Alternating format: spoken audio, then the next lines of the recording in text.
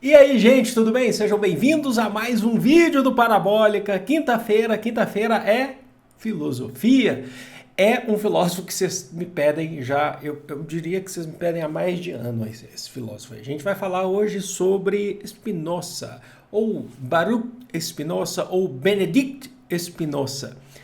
É um filósofo que vocês me pedem muito para entender a teoria dele, para entender a filosofia dele, o que ele pensava, um pouquinho sobre a sua vida, e hoje está aí. Está aí o nosso vídeo sobre Spinoza, talvez a gente faça mais, mas hoje a gente vai entender os principais conceitos dele, aqueles conceitos básicos que vão fazer você fazer as questões sobre Spinoza no Enem e demais vestibulares, certo? Então vocês já sabem, né? Se inscrevam no canal se ainda não for inscrito. Vamos aí, me ajudem a bater a meta de 400 mil inscritos aqui no canal. A gente está chegando, falta pouco. Faltam menos de 30 mil inscritos aí pra gente chegar lá. E curte, porque, gente, engajamento de vocês, comentários e curtidas ajudam a potencializar o canal. O poder do canal aumenta. Falar em potência, a gente vai falar de potência hoje em Spinoza. E para a gente continuar fazendo esse trabalho, porque aqui, se você está chegando agora, você não sabe, tem vídeo de história geral, história do Brasil, filosofia, sociologia, é conteúdo completo aqui, não tem parada não, é para Enem e demais vestibulares. Bom, na verdade tem parada assim, porque ó, a voz vai embora logo nessa empolgação. Nós vamos falar de Spinoza. Baruch Spinoza, ou vocês podem chamar de Benedict, né? Spinoza, ou trazer para o português, Benedito Spinoza, chama de Spinoza. Spinoza é um filósofo importante, um filósofo racionalista. Vocês estão ligados àquela treta entre racionalistas e empiristas. Ele é um filósofo racionalista do século XVII, nascido em Amsterdã, nos Países Baixos, atual Holanda, certo? Então ele é um filósofo moderno que vai dialogar muito com as ideias de Descartes. Vai ter Descartes, inclusive, que era contemporâneo a Spinoza. Ele vai ter um diálogo com as ideias de Descartes. Ele vai pegar muito da influência do Descartes e vai discutir, vai também ter influência de outros momentos filosóficos, como, por exemplo, a filosofia medieval lá em Santo Agostinho, na patrística. Mas ele vai ter uma questão religiosa que é fundamental na sua vida, que ele, inclusive, vai bater de frente, e ele vai discutir política também, não fica só no campo dos conceitos da filosofia humana, né? Então ele é um filósofo bem interessante, é bem amplo e tem uma visão bem completa sobre as coisas. A gente vai ver isso aqui. Vamos então começar pela básica e necessária de Spinoza. O Spinoza, a gente vai falar de substância, tá? Eu citei Spinoza na nossa aula que eu dei recentemente aqui no canal, vocês procurem, ou eu deixo no card aqui para vocês, sobre substância. Substância que seria a origem, o que está por trás de tudo no universo. Existem aqueles que acreditam que a substância, existem várias substâncias, aqueles que acreditavam que a origem das coisas estão em duas substâncias. O Spinoza, ele é chamado de filósofo monista. O que significa isso? Ele acredita em uma substância. Significa que tudo que existe no universo, tudo que existe no mundo, no universo, são compostos de apenas um item, de apenas uma substância. E o que é essa substância? É Deus, tá? É Deus para Spinoza. Tudo é de Deus, tudo vem de Deus. Só que, atenção que agora é muito importante, que é a base do pensamento do Spinoza. O que ele vai falar para a gente? Que Deus está em tudo, assim como Deus é tudo. A natureza é a manifestação de Deus. A natureza é Deus, é monista, existe uma substância. Quando ele fala de natureza, ele está falando do universo, tudo que existe ao nosso redor, ao qual também nós fazemos parte. Nós fazemos parte da manifestação de Deus. Então, se vocês pegarem filósofos antigos, os pré-socráticos, que também acreditavam em origem em uma única substância, enquanto origem, se vocês pegarem lá o Anaxímenes, Anaximandro, o Tales de Mileto, que acreditava que vinha da água, o outro que acreditava que vinha do fogo, do ar, né? Essas coisas todas. Do fogo não, do ar, né? E a gente vê que eles pensavam algo assim, a origem, algo até muito próximo, mas a origem de tudo vem daqui. O Spinoza não, ele está falando que tudo é Deus, tudo é manifestação de Deus, não é que só veio de Deus. Então tudo que nós temos ao nosso redor é a manifestação de Deus, é a única substância, tá? Então isso é muito interessante na filosofia do Spinoza. E tem uma outra questão, além de monista, o Spinoza também é panteísta, porque não é só tudo vem de Deus, mas como tudo está em Deus, Deus é tudo, é presente, é onipresente em tudo. Então, monista porque é uma única substância, Deus e natureza são a mesma substância. Panteísta porque tudo vem de Deus e Deus está em tudo que nos cerca, certo, gente? Agora, o que é importante a gente destacar nessa concepção? Quando a gente está falando em Deus, especificamente Spinoza falando em Deus, esse Deus que ele está falando não é o Deus necessariamente judaico-cristão, que é o Deus mais conhecido aqui por nós, principalmente aqui no Ocidente, certo? Não é esse Deus judaico-cristão. O Spinoza, a sua própria história de vida, ele era de origem judaica, certo? Mas muito por conta dos seus estudos filosóficos, de todas as suas teorias elaboradas, ele acabou se afastando das sinagogas, ele acabou se afastando da sua própria religião e inclusive, foi alvo de críticas e perseguição dos próprios judeus por conta disso. Porque esse Deus que ele está falando não é esse Deus judaico-cristão. Ele está falando que esse Deus ele não precisa de veneração. Esse Deus ele não precisa de prece, você não precisa orar para esse Deus, não precisa pedir a esse Deus, esperar que ele atenda as suas preces. Esse Deus, para ele, não faz milagre. Esse Deus é o universo, é a substância. E você precisa estar em sintonia com esse Deus. Ele falava para a gente, se você quer chegar a Deus, chegar perto de Deus, não ore, não faça suas preces. Viva, caminhe pela natureza, sinta essa natureza. Então, ele é bem interessante, tá? Ele foi julgado, né? Foi chamado pelos próprios, em determinado momento ele foi chamado de ser ateu, mas aí como ele defende um Deus, depois ele passa até a ser chamado de pagão, né? Por falar que Deus é esse que você está falando, que não é o nosso Deus. Esse Deus que ele está falando não é um Deus que pune e também não é um Deus que faz milagres.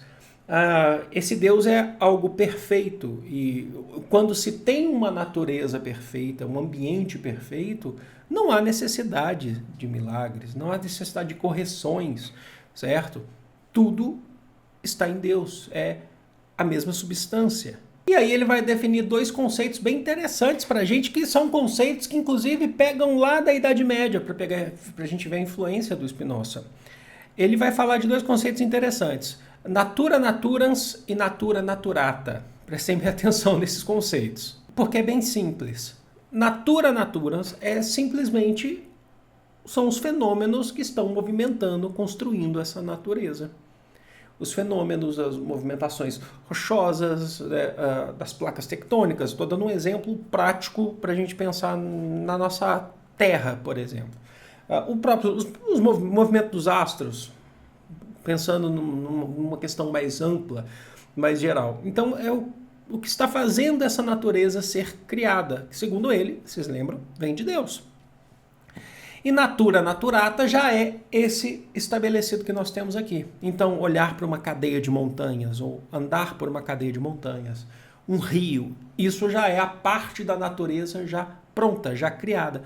Então, natura naturans é a criação dessa natureza, essa natureza sendo criada em curso, está em curso.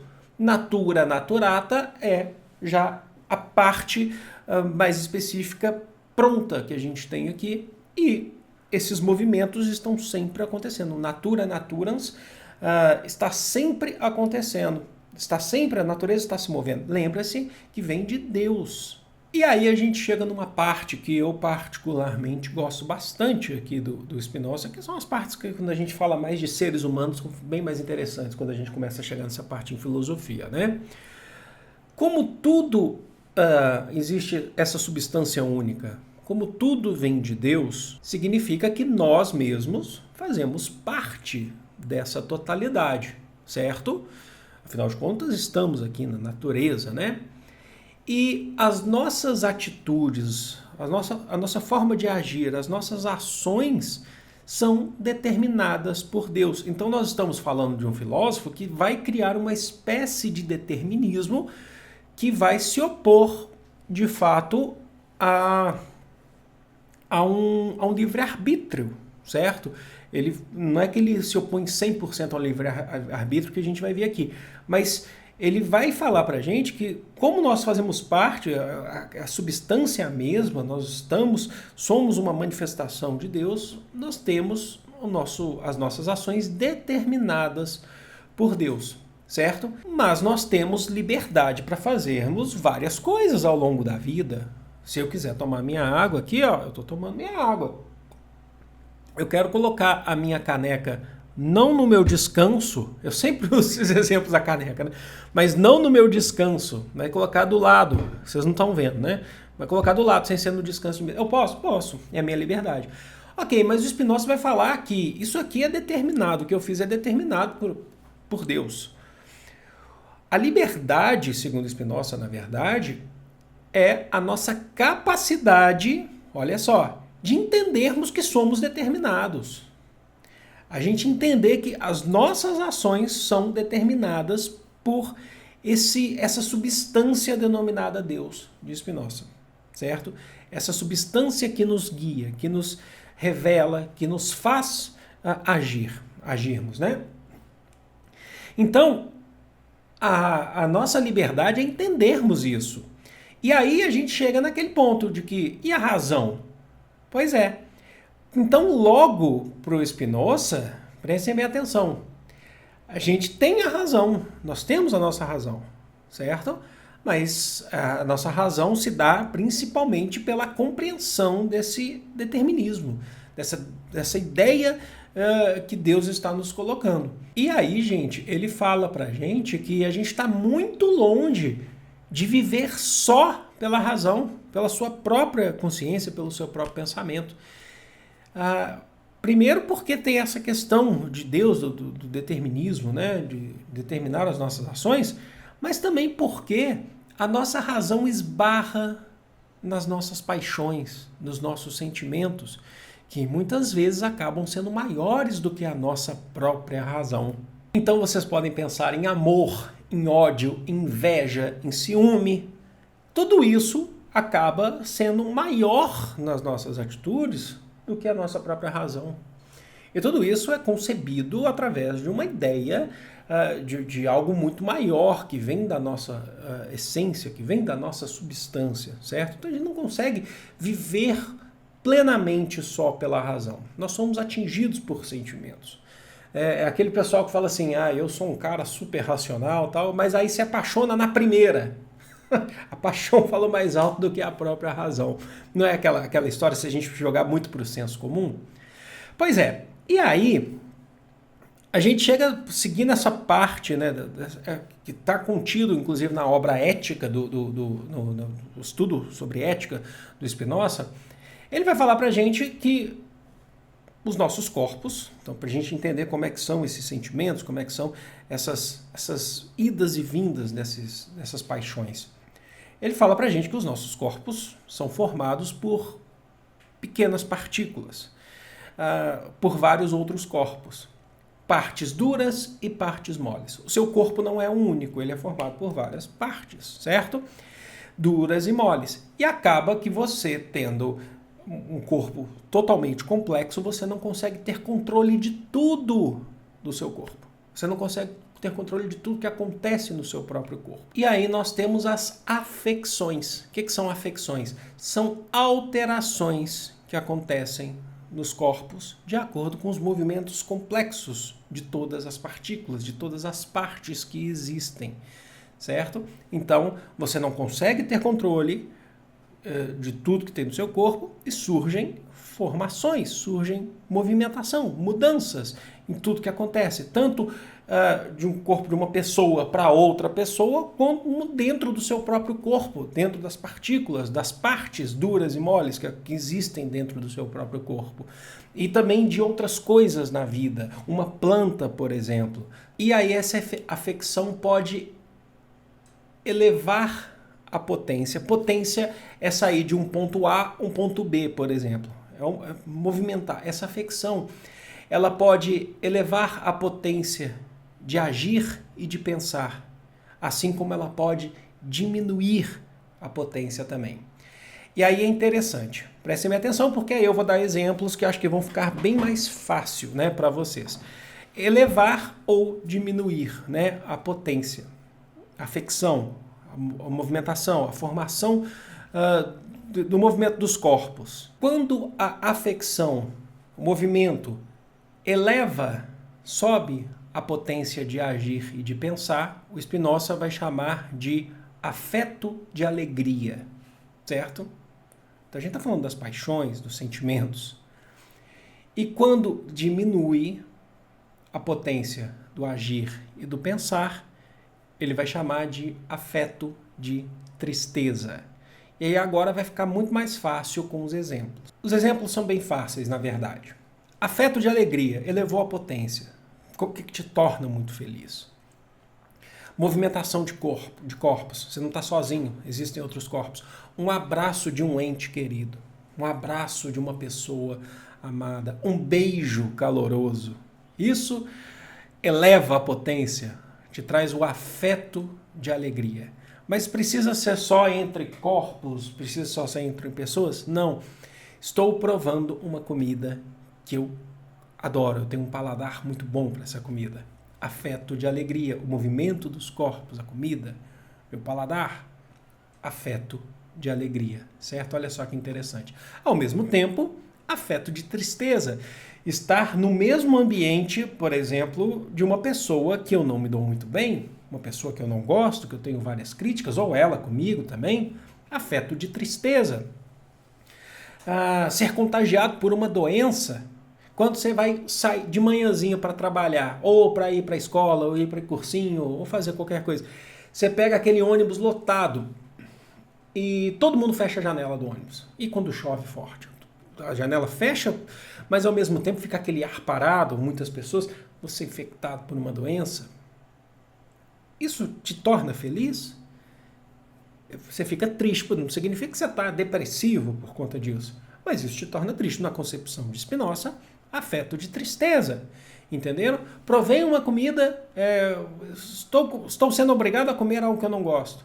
Afeto de tristeza, o movimento, essa afecção, essa alteração, afeto de tristeza, certo? Então, é bem tranquilo, né? É bem fácil de entender esses exemplos. E é por aí que o Spinoza fala que a gente não consegue ter uma racionalidade plena, viver só pela razão. Porque não depende só da nossa razão, depende da nossa paixão, depende do nosso sentimento, depende dessa relação dos corpos, da afecção, entenderam? E aí ele entra um pouco na seara aí da política, que eu acho bem interessante.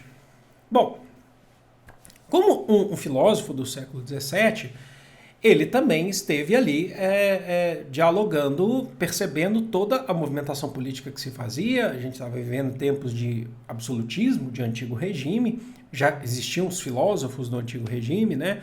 A gente já teve, por exemplo, ali passado, né, pela vida na Terra, a Nicolau Maquiavel, por exemplo. E aí o Spinoza, ele vai falar para a gente que existe um direito natural. Olha só, prestem bem atenção para não confundir com outros filósofos que virão posteriormente ou que são contemporâneos a ele. O direito natural, segundo ele, é a ordem estabelecida pela natureza, que vem de Deus. A ordem. O como somos é um direito natural. Isso foi colocado por Deus, certo? A forma como somos.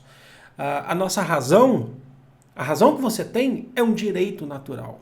certo? Então é diferente de pensar, por exemplo, lá na frente do empirista, do John Locke. O John Locke vai falar que direito natural é propriedade privada, direito de liberdade de expressão e direito de ir e vir, certo?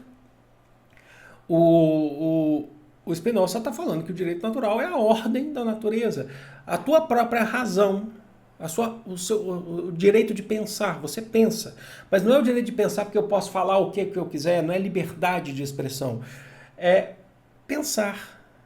Você ter uma consciência é um direito natural, colocado pela substância monista, Deus, natureza, entenderam? Só que ao mesmo tempo, ele defendia, nesse ponto de vista, sim, uma liberdade de expressão. Ele dizia pra gente que o Estado é a capacidade que nós, seres humanos, temos de organizarmos em sociedade e limitar a nossa liberdade, limitar o nosso ir e vir. Agora, para ele, o Estado, aquele Estado que é baseado no poder da razão das pessoas, na razão individual, é um Estado que respeita o direito natural. Pensar é um direito natural. E, logicamente, vocês já devem compreender isso, que o Spinoza era um defensor da separação entre Estado e Igreja, certo? Ele vai querer separar, ele é bem claro que ele define muita diferença entre o que é política e o que é teologia, certo? Porque, para ele, os estados eclesiásticos, eles tentam banir o teu direito natural, que é o direito de pensar, certo? Então, ele fala pra gente, até mesmo por conta da sua própria vivência, que foi perseguido pelos judeus, certo? Por ter sido judeu anteriormente, por ser judeu, na verdade, mas romper com pensamentos dogmáticos do judaísmo, ele vai falar que os estados eclesiásticos, eles não respeitam o direito natural, que é o direito de pensar. E aí, gente, ele vai muito... ele é muito contra teorias que eram bem elaboradas na época, que eram muito disseminadas na época do Antigo Regime, que seriam as teorias do direito divino, de que o Estado é formado baseado no governante enquanto um representante de Deus. Não, ele não quer isso. Ele fala que o direito natural é você pensar, e pensar por si. Mas compreender, lembrem-se, através da sua liberdade, de que há um determinismo de Deus para com as nossas atuações, as nossas ações aqui na Terra, certo? Bom, espero que vocês tenham entendido o Spinoza. Ele é um pouco complexo, não tanto assim, mas é um pouco complexo. Essa parte que eu falei para vocês são partes mais básicas, mas que são as partes mais necessárias para entender o pensamento do Spinoza. Conforme o tempo for passando, surgirem novas ideias, novos pensamentos ou novas sugestões e dúvidas de vocês, inclusive, a gente pode elaborar mais trabalhos aqui sobre Spinoza, porque eu acho que, inclusive, eu acho que é bem importante, assim como a gente tem feito com Kant e outros filósofos que merecem isso também, certo? Deixa aquela curtida, porque eu já falei para vocês que vocês ajudam o canal a crescer. O vídeo está muito grande, mas estou feliz com o resultado. Vou ficando por aqui, gente. Amo vocês de coração. Um grande beijo. Fui!